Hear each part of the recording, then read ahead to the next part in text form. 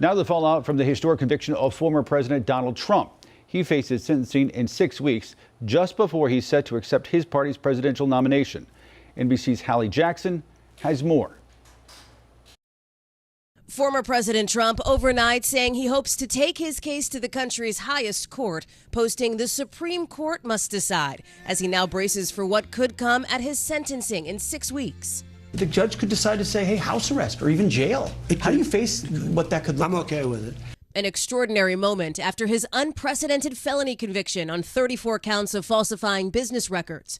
The penalties now ranging from probation to prison time, which is technically possible, legal experts say, but highly unlikely. I'm not sure the public would stand for it. I think it would be tough for the public to take.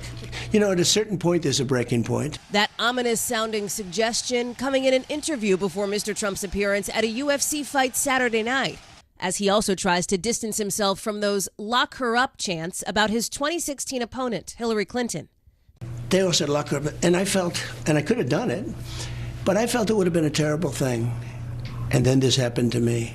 Hillary Clinton, I didn't say lock her up, but the people would all say lock her up, lock her up. In reality, though Clinton was never convicted of any crime, Mr. Trump did say lock her up repeatedly.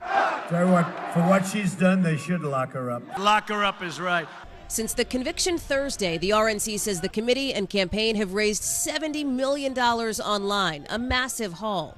There's no doubt that this verdict has actually brought unifying our party. But multiple polls this weekend find majorities of Americans agreeing with the guilty verdict, with the Biden-Trump race overall remaining deadlocked, as it's been for months. Most top Republicans falling in line behind the presumptive GOP nominee. We have to fight back, and we will, with everything in our arsenal. But we do that within the confines of the rule of law. As President Biden himself issues a warning about GOP rhetoric.